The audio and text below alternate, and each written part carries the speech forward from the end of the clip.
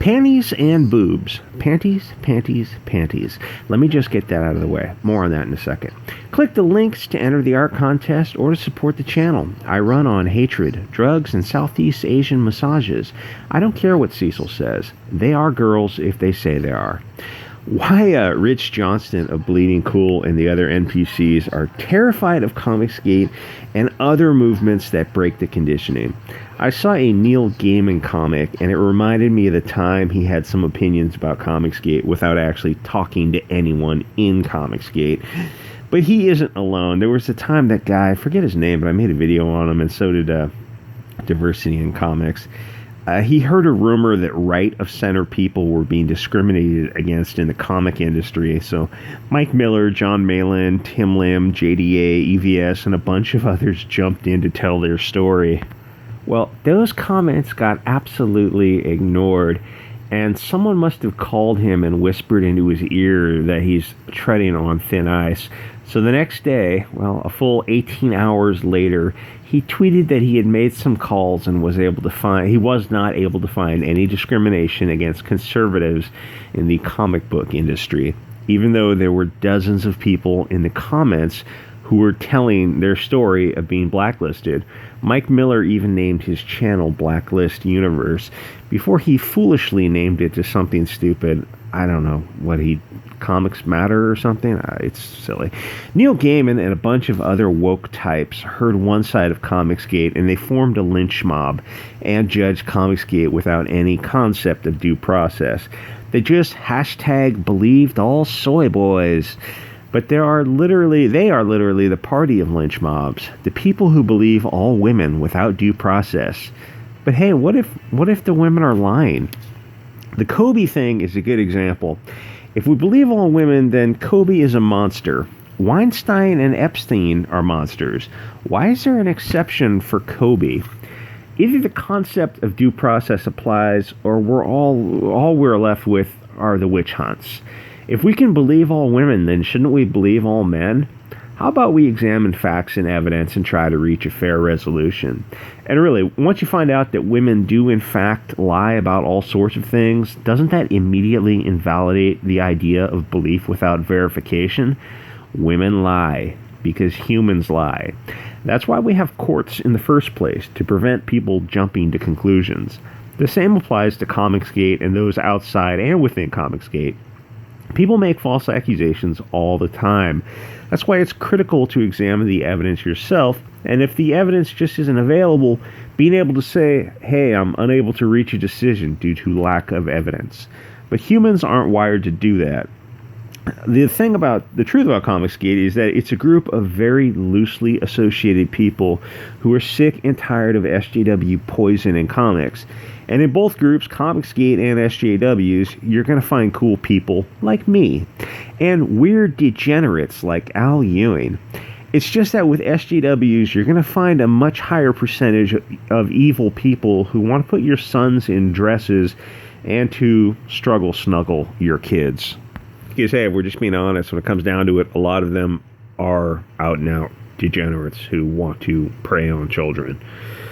Of course, now the SJWs leave Comicsgate alone. I know that took such a dark turn. I wish I could edit these. Now that the SJWs leave Comicsgate alone, because we have our own self-destructive tendencies, Comicsgate has divided into a few sub-factions centered around different personalities. And the thing about personalities that attract people is that they often have borderline personality disorders or narcissistic personalities. No names, not talking about anyone in particular, because normal, healthy personalities aren't the most exciting people. They're just living life. It might be a great life, but to an outsider, it's boring. And it's funny how when you've had your fill of excitement, a boring life is so, so sweet. Just having a dry roof and food is just, God, what a beautiful, beautiful life. Many of the people who attract others are really horrible people, but they're exciting, at least for a while, before people slowly learn that they are really shallow, petty people, and they move on. The thing about narcissistic personalities is that their circle of friends keep changing because people get sick of them. And we are seeing that with some Comicsgate personalities. A channel might blow up and be the next big thing. Then people learn that the guy is kind of a chaotic jerk and the channel dies. If you look at the social blades of channels, you'll see that some get slow, steady growth in views. Do I want to click on social blade? I don't want to. Could I do it without naming? I'll let you go to Social Blade yourself and look up some channels. No, I won't say it. It means that those slow, steady views are consistent and probably less likely to chase the algorithm, like channels that have a frequent boom and bust cycle. It doesn't matter if you do it for money or merely for dopamine. When channels get caught in the cycles of chasing super chats, they stop producing good content because they really don't care. It's hard to fake enthusiasm. Just look at Philip DeFranco or even some of the guys in Comicsgate. They seem like they're going to run their Ferraris in a closed garage after a few cocktails and a bottle of pills. YouTube has cycles. It's okay to have down cycles.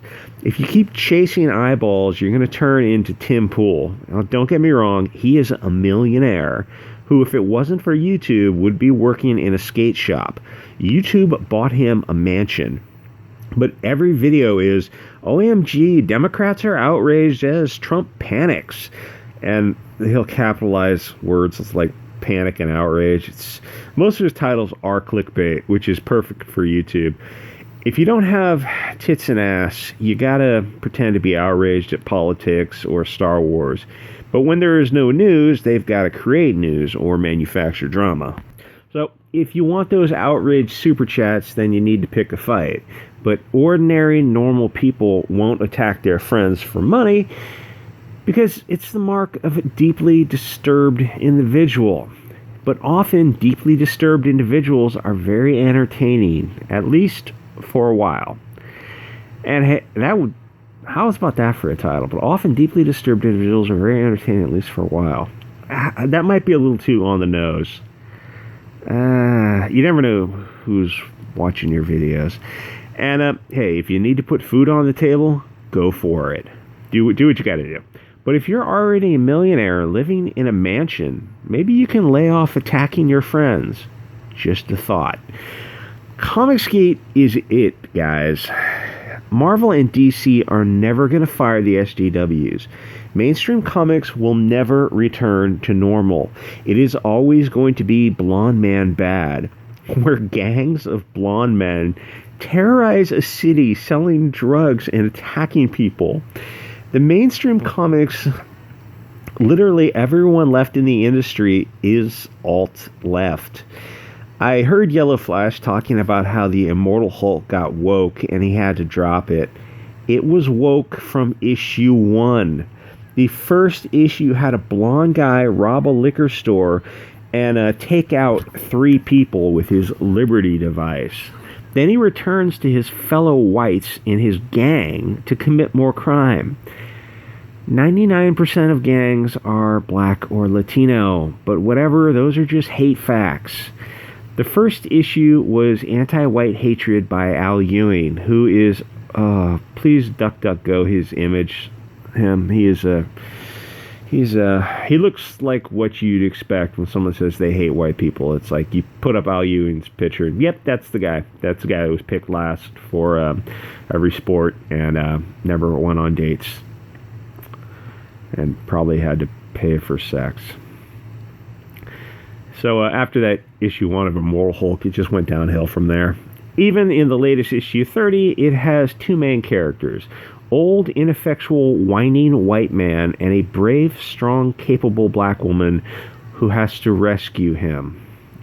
Mainstream comics won't change because you would need to fire all the writers and editors and replace them with non-racists. That won't happen.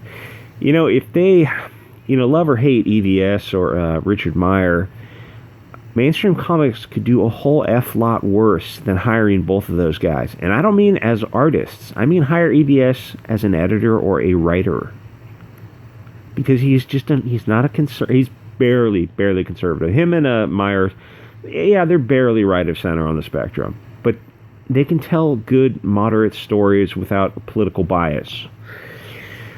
The people you have working in the mainstream now are effing insane leftists who suffer from Trump derangement syndrome. One of the job requirements should be, so how do you feel about Trump? No, he's doing fine.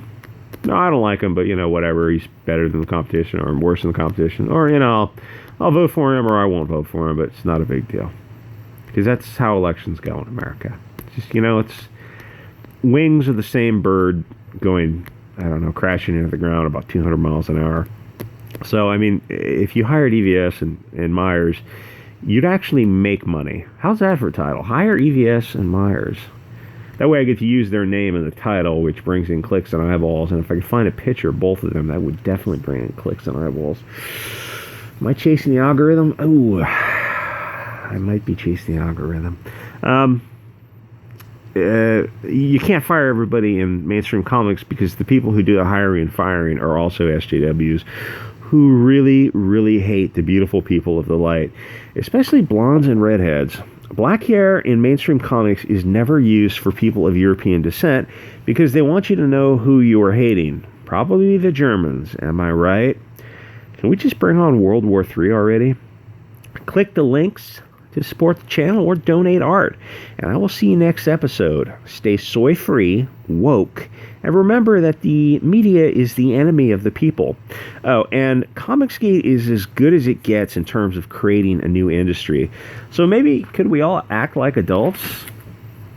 Is that too much to ask? The Dirtworm Doug thing. Yeah, I put this at the end because I'm a coward. The Dirtworm Doug Tennapel thing, that was a bit vicious, especially when you consider that Smuggler's actually made Cecil money. Cash grab will hit 6 figures, bitch, young lady. Thanks to Doug and Preston. So while the worm thing is a bit much, trying to take down his campaign is also not my cup of tea. The ash can is in poor taste, but Doug is a semi-public figure, or in terms of tort law defamation, a limited scope public figure, so ultimately it would be up to the courts, but it just seems more cruel than I expected from Comicsgate. And before you jump all over me, I love Cecil, obviously. I'm in his chat all the time. Fully support cash grab and Cecil, 100%. And I'm fully willing to admit I don't have all the facts to the case. It's just my opinion. I'm telling you what if I don't know necessarily all the facts.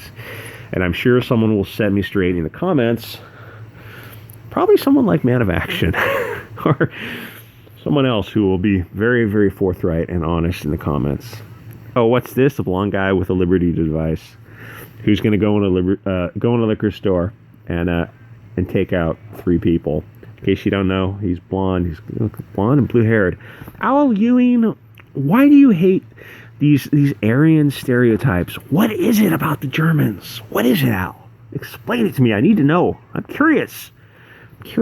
Oh, it's just a coincidence that every bad guy has got blonde hair and blue eyes, or red hair and green eyes. Everyone I know has black hair and dark eyes. Much of America is actually Latino now. We are taking over. We are invading. We have dark hair and dark eyes. I'd like to see us represented in your comics as the bad guys and the good guys, as everyone, because we're not there. It seems to be like the bad guys are always blonde hair, blue eyed, German looking central casting dudes, and the good guys are always African American. Where are the Mexicans?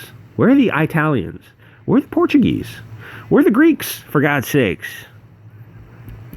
Tell where they are. They're not in comics. Anyway, hire Richard C. Meyer and Ethan Van Sciver, and you could turn comics around. But that would actually make money. So that's something that we'll not do because it makes sense, right? Should I use that as a title?